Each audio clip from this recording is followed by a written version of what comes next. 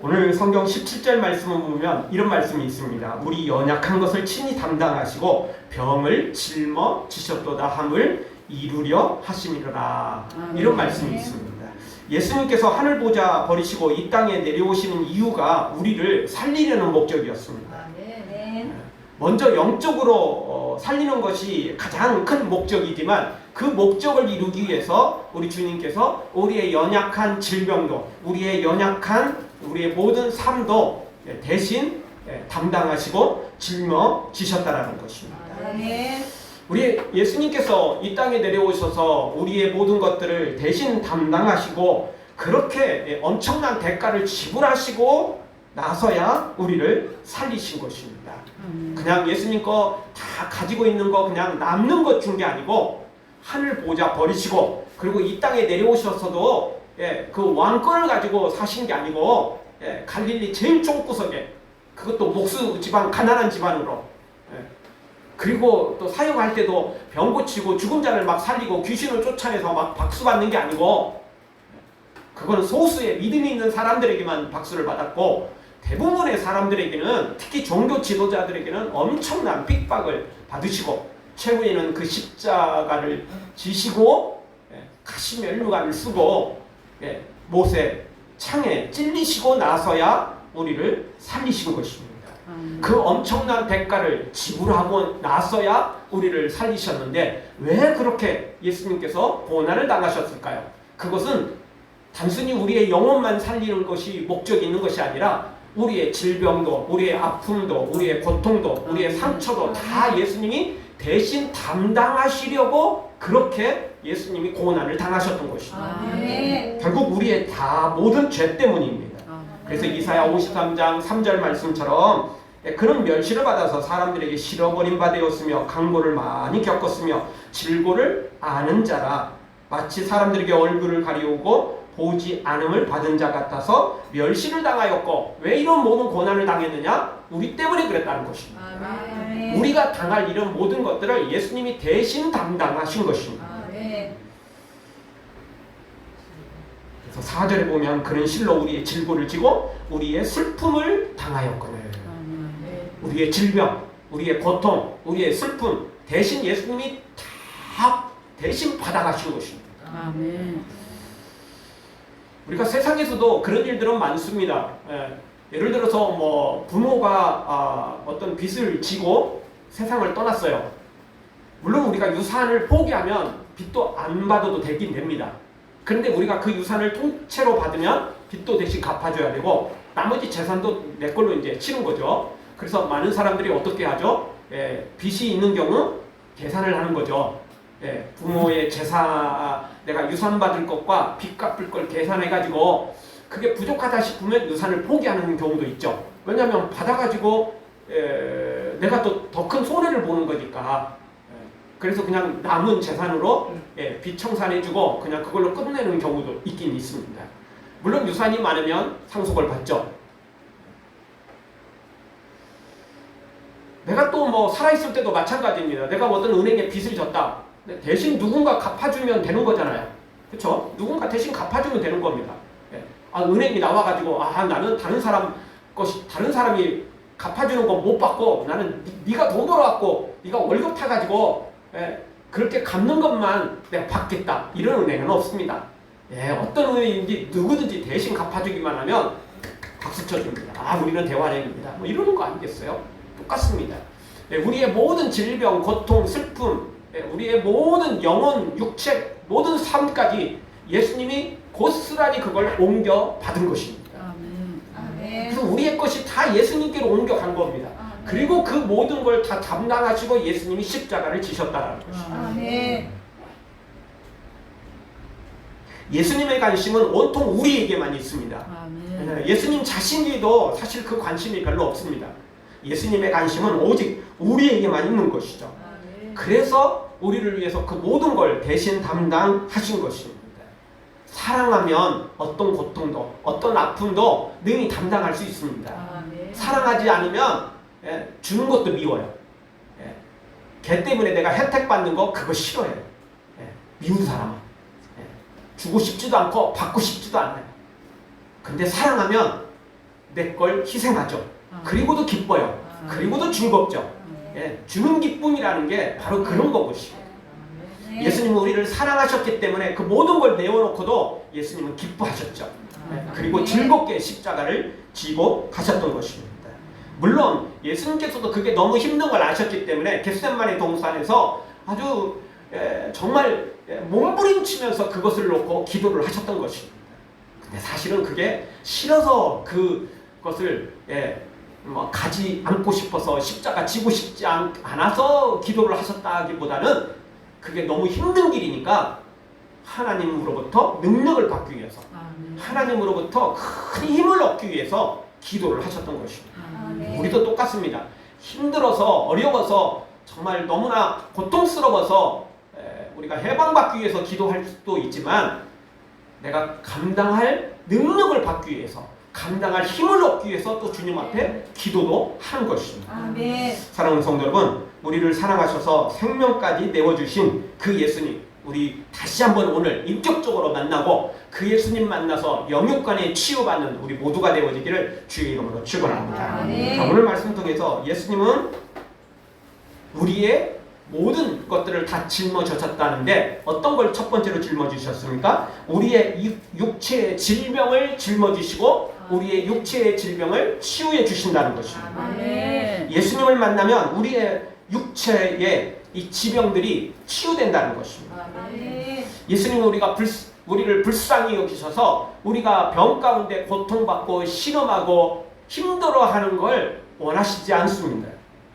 물론 모든 질병이 예수님을 만난다고 다 해결되는 것은 아닙니다. 우리가 잘 알듯이 바울에게는 몸에 무엇이 있었습니까? 단순한 질병이 아닙니다. 그걸 어떻게 표현했냐면 사탄의 가시다. 여러분, 사탄의 가시다라고 표현했을 때 그게 조그만 병이었을까요? 그러면 그런 표현도 안 썼어요.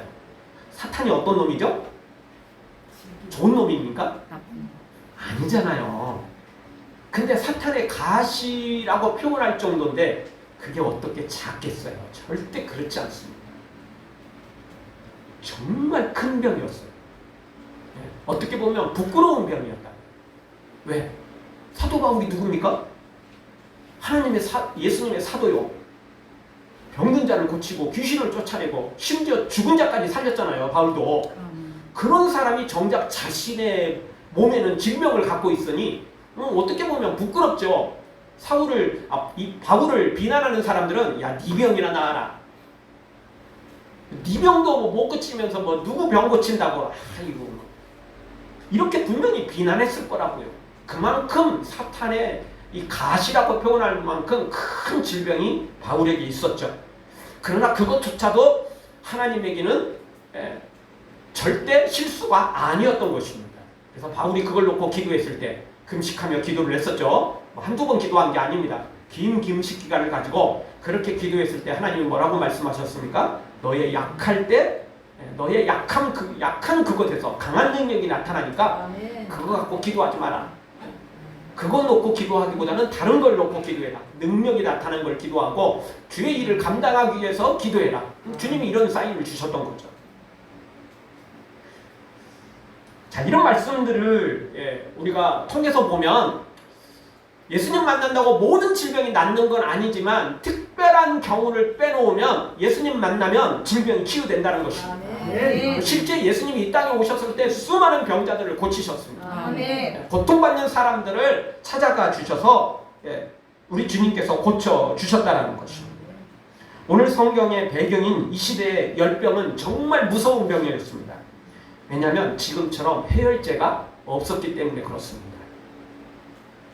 현대의학이 발달한 지금도 고열로 시달리는 것은 사실 완벽하게 마음대로 치료하기가 어렵습니다. 여기 아이를 키워보신 분들은 잘 알지만 여러분, 아이 키우다 보면 감기나 기타 등등으로 열이 많이 올라가잖아요. 아이를 키우다 보면 집마다 체온계를 가지고 있습니다. 왜냐하면 수시로 체크를 해야 되거든요. 저희도 우리 애들 어렸을 때 애 들쳐업고 병원에 간 적 있습니다. 근데 병원에 가면 사실 할 게 없습니다. 해열제 주고 옷 벗기고 난 다음에 물로 씻으면서 물로 물수건으로 닦아주면서 몸의 열을 떨어뜨리는 것 외에 다른 건 없습니다. 다른 건 없어요. 그래서 다 잘 아시지만 병원 한 번 가고 나면 또는 뭐 한 2번 정도 가고 나면 그 다음부터는 병원 안 갑니다. 어떻게 하죠? 약국에서 해열제 미리 준비해놨다가 비상약으로 준비해놨다가 물수건으로 아이의 몸을 닦아내리는 거, 또는 뭐 기타 등등 뭐 민간요법을 통해서 아이의 열을 내리는 일에 열심을 내죠. 일단 해열제가 근데 필요합니다. 해열제가 없으면 그것도 한계가 있죠. 근데 이 당시에는 그 해열제가 없었던 것입니다. 여러분, 지금 이 의학이 발달한 현대 시대에도 병원에 가면 진짜 그 한계가 있어요. 해열제 주는 거 외에는 나머지는 물수건이에요. 특별한 방법이 없어요. 근데 이 시대에는 진짜 이 해열제가 없었으니 어떻게 해요? 그러니 이 당시에 열병이 걸리면 치사율이 얼마나 높았는지 몰라요. 열병에 걸리면 대다수가 죽어나갔어요. 그런데 오늘 성경에 보니까 누가 열병에 걸렸습니까? 베드로의 장모. 베드로의 장모가 열병에 걸린 거예요.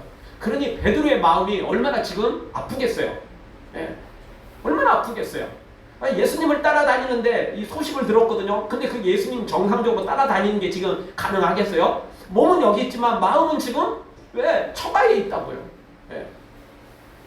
아내가 지금 그것 때문에 괴로워할 것이고 장모님이 또 얼마나 또 힘들어하냐고요. 그러니 베드로의 마음이 편하겠어요?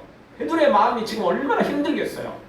그걸 아시고 예수님이 오늘 성경에 보니까 베드로의 장모의 집을 찾아가셨다라는 것입니다. 베드로의 장모도 예수님을 정말 열렬히 베드로처럼 그렇게 잘 믿었는지는 오늘 성경에 소개되고 있지는 않습니다. 그런데 분명한 건 뭐냐면 베드로의 장모 때문에 찾아갔다기보다는 누구 때문에 찾아간 거죠? 베드로 때문에 찾아간 거라고 볼 수밖에 없어요. 왜? 다른 환자들은 본인이 찾아온 경우는 가능하지만 직접 이렇게 예수님께서 어떤 사람의 질병 때문에 찾아간 경우는 없기 때문에 그렇습니다. 누군가로부터 초청을 받고 누군가로부터 간절한 간구를 기도의 소식을 듣고 찾아간 경우는 있어도 본인이 뭐 아무 말도 없는데 찾아간 경우는 없습니다. 근데 이것은 베드로 때문에 찾아간 거예요. 베드로 때문에 장모의 집을 찾아간 거고, 또 그 베드로의 장모가 베드로 때문에 치유받은 것입니다. 다른 게 아닙니다. 그렇습니다. 예수님 만나면 내 병도 치유되지만 나 때문에 우리의 가족들도 내가 아파하는 그 모습 때문에 예수님이 치유해 주신다는 것입니다. 내가 기도만 하면, 주님 앞에 간구만 하면 주님은 나뿐만 아니라 나와 관계된 아주 가까운 가족들, 아주 가까운 지인들까지라도 예수님은 치유해 주시기를 원하시는 그런 넓은 마음을 갖고 있다는 것입니다. 왜? 단순히 그 사람 문제이기도 하지만 그 사람 때문에 내가 괴로워하는 게, 내가 힘들어하는 것을 예수님은 볼 수가 없기 때문에 고쳐주시는 것입니다. 사도행전 16장 31절 우리가 잘 아는 말씀이죠. 주 예수를 믿으라 그리하면 너와 내 집이 구원을 얻으리라. 이 말씀도 그렇습니다. 나 때문에 우리의 자식이, 부모가, 형제들이 구원받을 수는 없습니다. 내 믿음 때문에 그들이 구원받는 법은 없습니다. 그러나 이 말씀은 뭐냐면 나 때문에, 나의 기도 때문에, 나의 그 눈물 때문에 우리 예수님께서 더 특별히 우리의 가족을 기회를 주시고 그리고 또 은혜를 베푸신다는 것입니다. 자동으로 구원받는 건 아닙니다. 그러나 나의 믿음 때문에, 나의 간구 때문에 우리 예수님께서 더 특별히 역사를 하신다는 것입니다.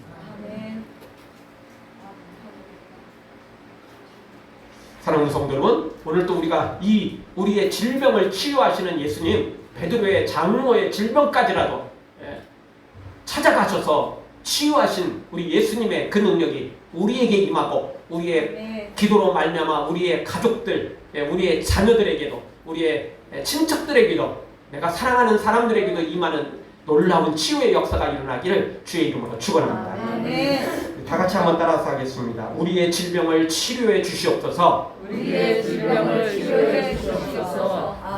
예수님은 우리의 질병을 치유하시기를 원하십니다. 아멘. 두 번째로 예수님을 만나면 예수님께서 우리의 모든 것을 대신 짊어지시는데 어떤 것을 대신 짊어지십니까? 우리의 영혼의 질병까지 치유해 주신다는 것입니다. 아멘. 우리의 영혼의 질병까지 예수님이 대신 담당하신다는 것입니다. 아멘. 사람들은 육체만 가지고 있는 것이 아니라 영혼을 가지고 있습니다.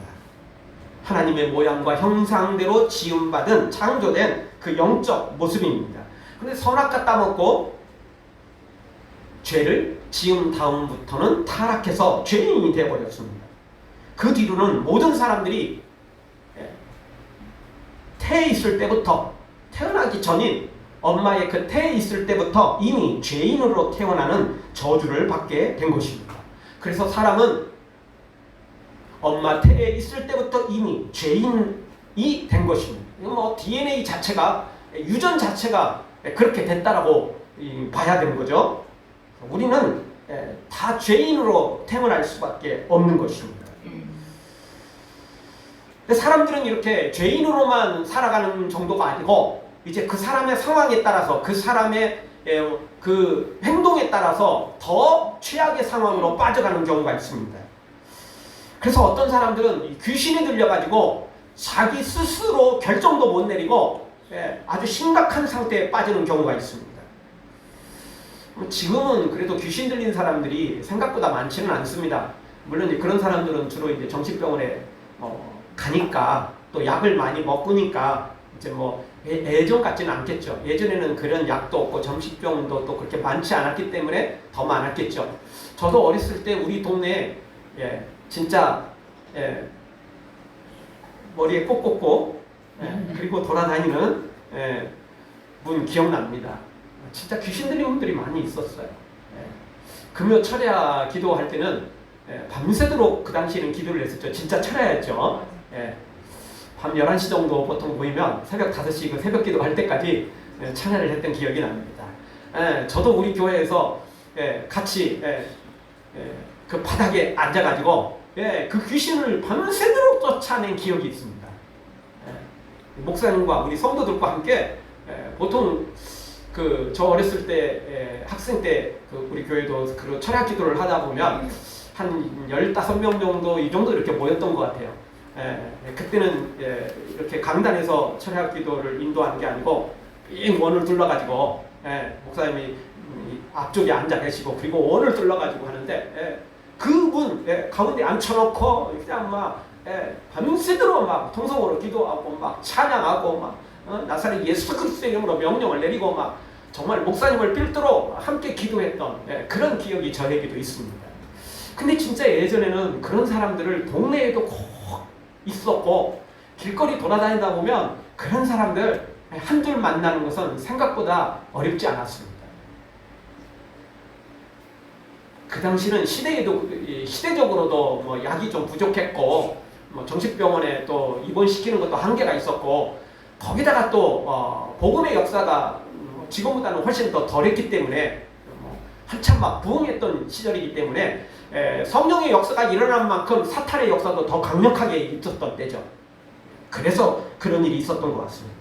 근데 오늘 성경에서도 역시 예수님께서 사역을 시작하시자 이 복음의 역사가 일어나니까 사탄도 막 강력하게 막 그 일을 반대로 강력하게 막 대항을 시작했던 것입니다. 그러다 보니까 귀신 들린 자들이 엄청나게 많았어요. 귀신 들린 자들이 많았습니다. 오늘 성경 16절을 봐보십시오. 16절. 이 귀신 들린 자들을 사람들이 데려왔는데 얼마나 데려왔습니까? 많이. 물론 이 만이라는 숫자가 얼마나 되는지 참 애매한 숫자이기도 하지만 분명한 건 누가 봐도 많이다. 적은 게 아니다. 보통도 아니다. 많이에요.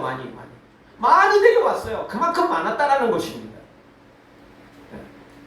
그만큼 많았다라는 것입니다. 이 귀신 들린 사람들, 이 사람들은 일단은 귀신을 쫓아내고 봐야 돼요. 여러분, 귀신 들린 사람들은 자기가 원해서 말을 하는 게 아니고 사탄이 들어가서 말을 하는 겁니다. 돌아가신 할머니, 할아버지, 조상들의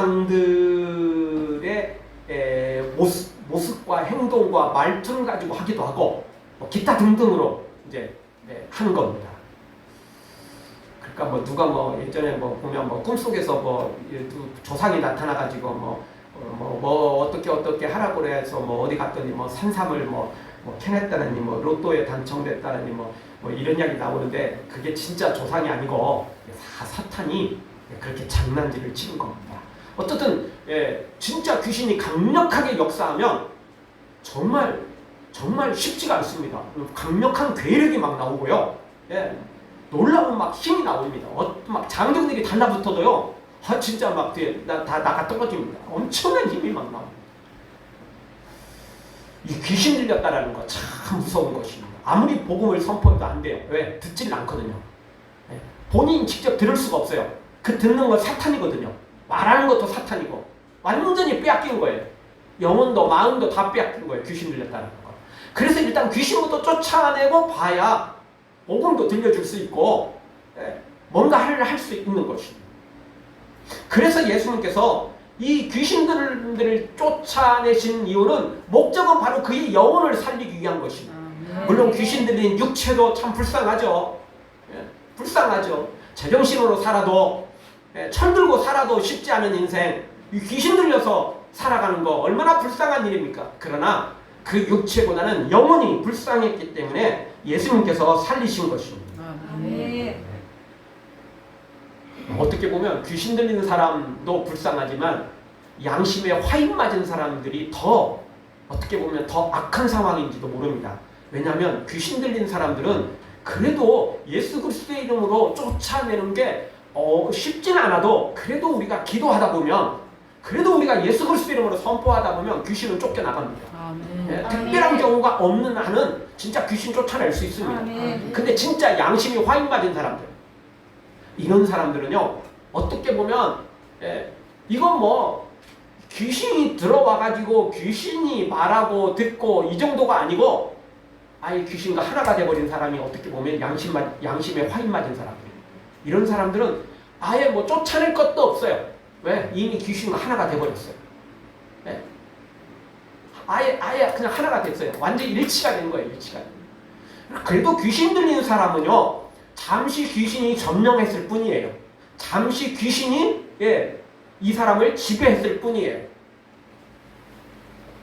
근데 양심이 화인 맞은 사람은 제가 보기에는 이거는 귀신이 잠시 지배할 정도가 아니고 아예 귀신과 하나가 됐어요.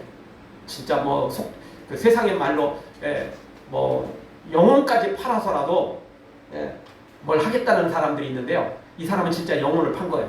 자기 마음도 팔았고 다 파는 거예요. 다 판 거. 귀신 들린 정도가 아니라고 생각해요. 저는 귀신 들린 것보다 더 어려운 게 양심에 화인 맞은 사람이라고 생각해요. 이런 사람들은 대책이 없어요. 그래도 귀신 들린 사람들은 우리가 막 주의 이름으로 막 선포하고 막 기도하고 이러면 진짜 쫓겨나가요. 그 사람이 제대로 안 믿으면 나중에 또 들어오는 정말 더 안 좋은 상황이 되기도 하지만 그래도 지금 당장은요 쫓겨나가기도 하고요. 설사 못 쫓아낸다 할지라도 그 증상이 금방 완화돼요. 막 발아가기도 하지만 예수 그리스도 이름으로 선포하면 잠잠해지는 경우가 많아요. 예수님이 그런 능력이 있어요. 근데 양심에 화인 맞은 사람은 소용없어요. 아무리 기도해도 소용없고 이거는 뭐 대책이 없어요. 방법이 없어요. 아예 반응조차도 안 해요. 그만큼 심각한 것이죠. 어쨌든 오늘 성경으로 다시 돌아와서 예수님은 우리의 영혼을 살리는 유일한 전문가십니다.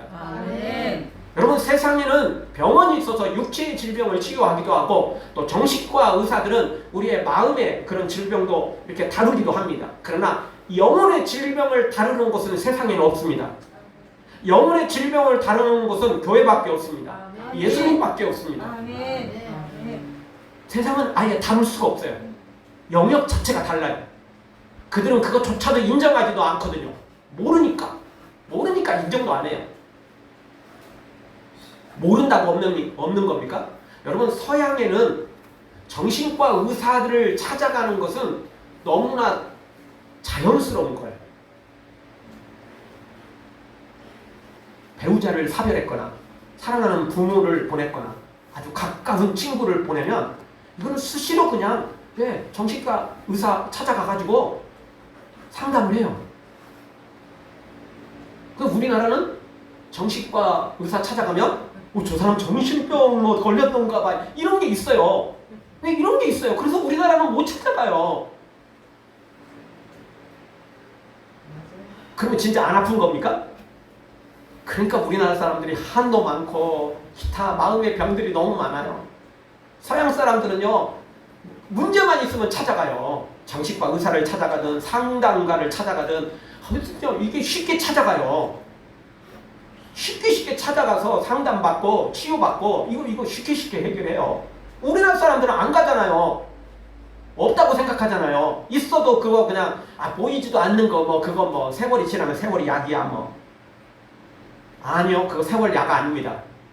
세월이 약이 될 때도 있지만요, 그거 가슴에 묻어두면 그거 고스란히 남는 겁니다. 다 해결해야 됩니다. 근데 예수님 만나면 그거 다 해결되거든요. 웬만한 작은 마음의 병들, 상처들은 상담가를 만나고 정신과 의사를 만나면 그게 어느 정도 해결이 돼요. 근데 진짜 깊은 마음의 상처들, 수술을 받아야 될 만큼 심각한 마음의 상처들, 영혼의 질병들은 예수님 아니면 절대 해결받을 수 없습니다. 예수님이 수술해 주셔야 됩니다. 예수님이 어루만져 주셔야 되는 것입니다. 보이지 않는다고 없는 게 아닙니다. 내가 인정하지 않는다고 없는 것이 아니라는 것이죠. 우리나라 사람들은 잘 인정하지 않지만 서양 사람들이 인정하듯 보이지 않는 그 무엇이 있습니다. 그런데 세상 모든 사람들이 인정하지 않더라도 분명히 우리는 영혼을 가지고 있고 그 영혼을 치유하는 전문가는 예수님밖에 없다는 사실입니다. 오늘 그 예수님께서 모든 육체의 질병뿐만 아니라 귀신 들린 자들, 영혼의 질병까지 치유하고 계시는 걸 보게 됩니다. 16절을 보십시오. 16절 저물매 사람들이 귀신 들린 자를 많이 데리고 예수께 오거늘. 많은 사람들이 예수님께 왔습니다. 그래서 예수님께서 말씀으로 귀신들을 쫓아내고 병든 자를 다 고치시니 무엇로 고치셨어요? 말씀으로. 예수님 자체가 치료자이시고 예수님 자신이 모든 걸 하시지만 예수님 더 특별히 말씀으로 역사를 하셨다는 것입니다. 지금도 똑같습니다. 예수님께 데려오면 되는 거고 그리고 그 말씀으로 우리도 이렇게 치유할 능력을 우리 예수님이 우리에게 주셨다는 것입니다. 그래서 지금도 예수님 만나기만 하면 또 예수님의 말씀을 통해서 우리가 치유받게 되는 것입니다. 사랑하는 성도 여러분, 예수님을 더 깊이 만나서 우리의 마음도 우리의 영혼도 예수님의 말씀으로 예수님의 놀라운 능력으로 치유받는 은혜가 있기를 주의 이름으로 축원합니다. 마지막 세 번째로 생각해 볼 말씀은 치유받은 사람은 은혜를 체험하는 사람은 예수님을 섬겨야 된다는 것입니다. 속된 말로 먹고 떨어지는 사람들이 세상에 너무 많습니다. 먹고 떨어지는 사람들이 너무 많아요. 그냥 생색만 조금 내놓고 고맙다, 감사하다. 근데 다 됐지? 나 고맙다고 했어. 너 감사하다고 했어. 나 선물도 조금 드렸어. 이제 됐지? 이렇게 먹고 떨어지는 사람들이 너무 많아요.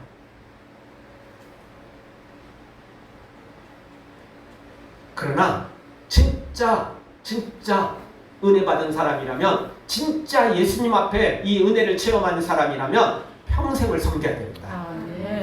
진짜 평생을 섬겨야 됩니다. 왜?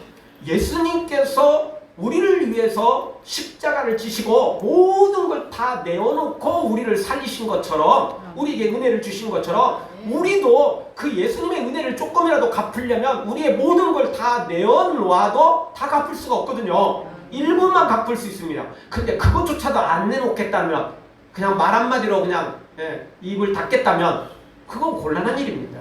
먹고 떨어지는 건 절대 안 되는 것입니다. 많은 사람들이 예수님께 치유받았지만 먹고 떨어진 사람들이 생각보다 많아요. 육체의 질병은 치유됐지만 그걸로 끝나버리는 사람들이 있었어요. 그리고 심지어 귀신 들렸다가 쫓겨난 사람 중에 다시 먹고 떨어졌다가 더 많은 귀신들이 들어가서 더 곤란한 상황에 처한 사람들도 있었다는 것입니다.